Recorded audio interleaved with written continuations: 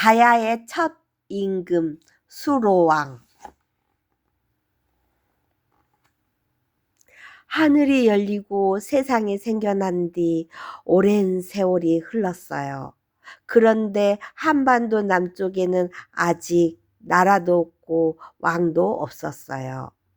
다만 아도간, 여도간, 피도간 등 9명의 간이 백성을 이끌었지요. 간은 백성들을 이끄는 우두머리를 말해요. 백성들은 산과 들에 모여 살았어요. 3355 마을을 이루어 밭을 갈아 먹을 것을 얻었지요.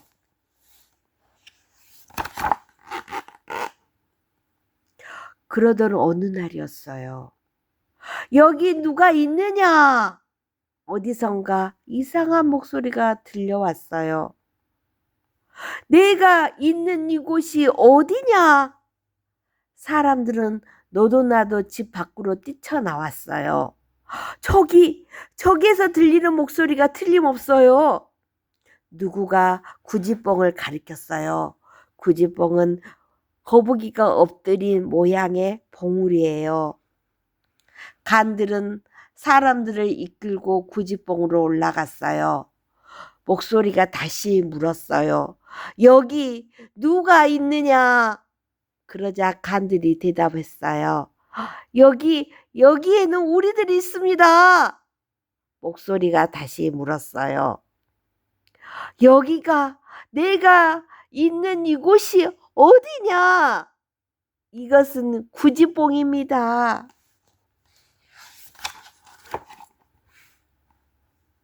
그렇구나. 하늘에서 내게 이곳으로 내려가 나라를 세우고 임금이 되라 하셨다. 그러니 너희들은 이 산 꼭대기를 파고 흙을 집으며 내가 가르쳐 주는 노래를 불러라. 그리고 노래와 춤으로 나를 맞으라. 목소리는 이렇게 말하고 노래를 하나 알려주었어요. 거북아 거북아 머리를 내놓아라. 그렇지 않으면 구워 먹으리. 간들은 흙을 파며 노래를 불렀어요. 백성들도 간들을 따라 노래하고 춤을 추었지요. 뒷날 이 노래는 구지가라고 불렀어요.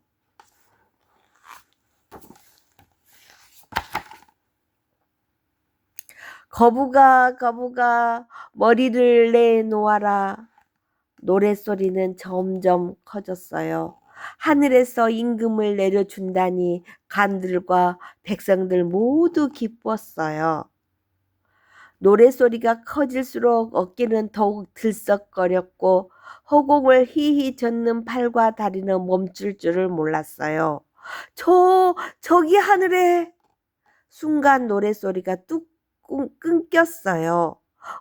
어깨를 들썩 궁둥이를 실룩하던 사람들이 모두 멈춰 섰지요.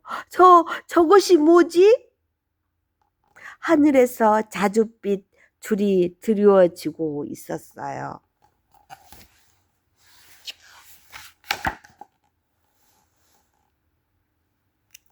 끝에 뭔가가 있어. 줄 끝에 무언가가 보자기에 쌓인 채 매달려 있었어요. 줄이 땅에 닿자 사람들은 보자기를 풀었어요. 보자기 속에는 금으로 만든 합이 있었어요. 간들은 조심스럽게 하부 뚜껑을 열었어요. 순간 사람들의 눈이 희둥글레졌어요. 황금알이다! 합 속에 해처럼 둥글고 번쩍이는 황금알이 들어있는 거예요. 그것도 6개나요. 간들은 무릎을 꿇었어요. 하늘이 우리에게 이토록 놀랍고 보배로운 것을 내리시다니.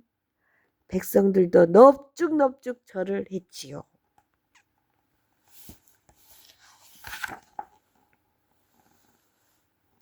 합은 아도간의 집에 보관했어요. 그런데 꼭 열흘하고도 이틀이 지난 아침 6개의 알에서 6명의 남자아이가 태어났어요. 간들은 아이들에게 무릎을 꿇으며 절을 했어요. 하늘에서 내려주신 우리의 임금님 들이시군요. 그 가운데 가장 먼저 태어난 아이는 뒷날 수로라고 불렀어요. 수로는 세상에 처음 태어났다는 말이에요. 수로와 아이들은 10여일 동안 쑥쑥 자랐어요. 그리고 각각 나라를 세우고 나라 이름을 가락국이라고 했어요.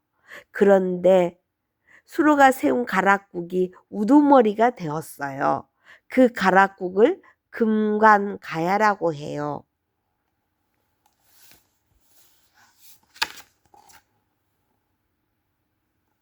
수로는 궁궐을 짓고 성을 쌓아 나라 꼴을 갖추었어요. 그러던 어느 날 한 남자가 배를 타고 나타났어요. 나는 완화국 함달파왕의 아들 타레요. 왕이 되기에 이곳에 왔으니 그대의 자리를 내게 넘기시오. 타레는 알에서 태어난 남자였어요. 그 때문에 함달파왕에게 쫓겨나 금강가야까지 오게 된 것이지요. 알에서 태어난 자라. 수로는 타레가 보통이 아닐 거라고 생각했어요. 그러나 타레를 뚫어지게 바라보며 소리쳤어요. 내가 금강가야의 왕이 된 것은 모두 하늘의 뜻이니라. 그런 자리를 어찌 너에게 넘겨주겠는가?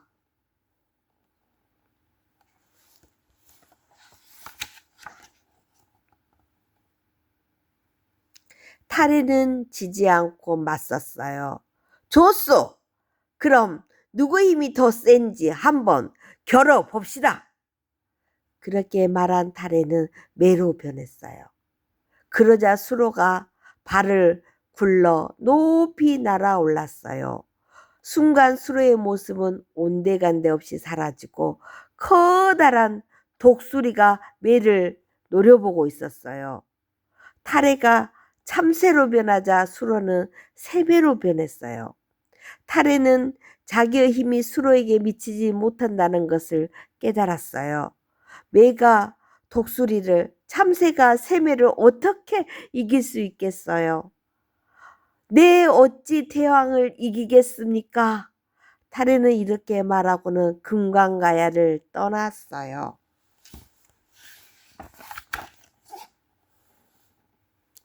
나라의 기틀도 쓰고 큰 적도 물리치고 금강가야는 걱정이 없이 보였어요.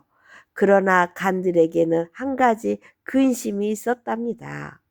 간들은 수로에게 근심을 털어놓았어요. 집안에 아버지가 있고 어머니가 있듯이 한 나라에는 왕과 항우가 있어야 하는 법입니다.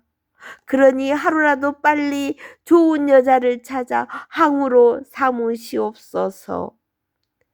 간들의 뜻을 내게 어찌 모르겠소.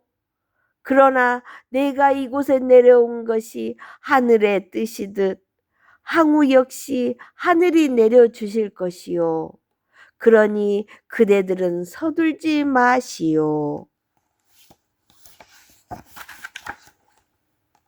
그러던 어느 날이었어요. 수로는 유청강을 망간사로 보냈어요. 그대는 망간산도로 가 내 항우를 맞으라. 그대는 망간산도로 가 내 항우를 맞으라. 유청간이 만산도에 지 얼마 되지 않았을 때 서남쪽 바다에 커다란 배 한 척이 나타났어요. 붉은 독과 붉은 길을 휘날리고 있는 배는 한눈에 보기에는 기이한 사람이 타고 있는 듯 보였지요. 배가 망산도에 닿자 유청간은 횃불을 밝혔어요. 황후가 왔다는 신호를 보낸 거예요.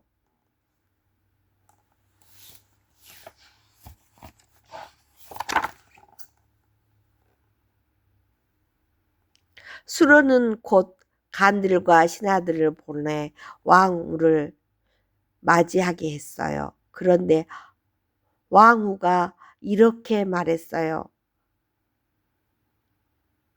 너희가 누구인지 알고 따라 나선다는 말이냐? 왕후의 말을 전해 들은 수로는 껄껄 웃었어요. 역시 나의 황후답구나. 내가 직접 가서 황후를 맞으리라. 수로는 궁궐을 나섰어요. 그리고 성 밖에 장막을 둘러 황후를 맞이할 임시 궁궐을 마련했어요.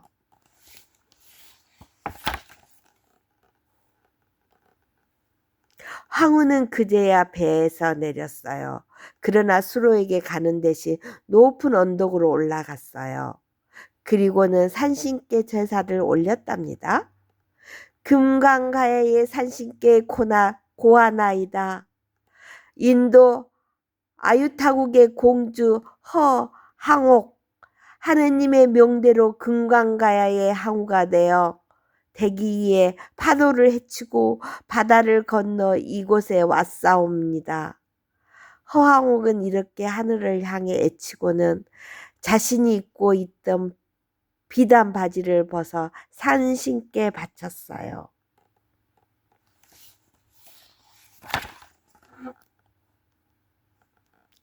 허항옥은 제사를 마친 뒤 수로에게 왔어요. 저는 허항옥이라고 하옵니다. 수로에게 인사를 한 허항옥이 말을 이었어요. 올봄 제 아버님과 어머님께서 하느님께서 명하시기를 너를 수로에게 시집 보내라 하셨다고 말씀하셨습니다. 그 말씀을 쫓아 이렇게 수로왕을 찾아왔나이다. 수로는 허항옥의 손을 잡았어요. 나 역시 당신을 기다리고 있었소. 두 사람은 곧 혼례를 올렸어요. 금강가야에는 왕후가 더 센 거예요.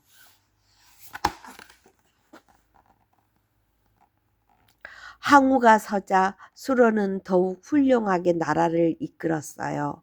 간들에게는 저마다 알맞은 벼슬을 내리고 백성을 법으로 다스렸지요. 허항우는 수로를 도와 어머니가 자식을 돌보듯 백성들을 어루만졌어요. 그리고 수로의 뒤를 이을 왕자도 나왔어요. 그러자 나라는 더욱 튼튼해지고 백성들은 더욱 살기 좋아졌어요.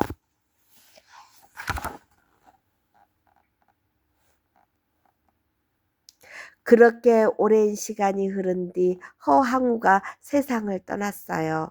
수로왕은 밤마다 베개를 적시며 허항우를 생각했어요. 그리고 10년이 지난 어느 날 수로왕도 허왕후를 따라 저 세상으로 갔어요. 그 뒤 수로왕과 허왕후의 맏아들 거둥이 금강가야의 왕이 되었어요. 거둥은 수로왕처럼 나라를 다스리고 6 가야를 이끌었어요.